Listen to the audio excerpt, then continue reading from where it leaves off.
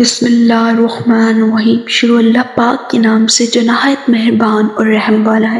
السلام علیکم ورحمۃ اللہ وبرکاتہ۔ اینڈ ویلکم ٹو اسلامک دین۔ آج کا جو ہمارا موضوع ہے جس پر ہم بات کریں گے وہ ہے سورہ کہف کے فضائل۔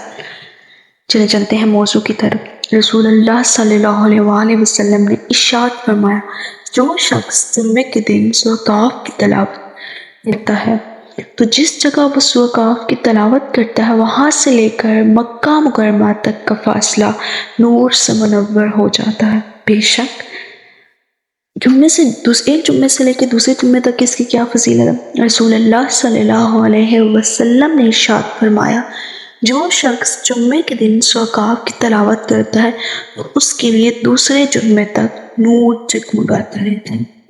دجال سے حفاظت کا ذریعہ، اس کے بارے میں رسول اللہ صلی اللہ علیہ وسلم نے کیا ارشاد فرمایا، جو شخص جمعے کے دن سورہ کہف کو ایسے ہی پڑھے جیسے کہ وہ تارگی ہو، یعنی کہ تجوید کے ساتھ اچھے انداز میں، اور پھر وہ دجال کو پالے تو دجال اس پر مسلط نہیں ہوگا۔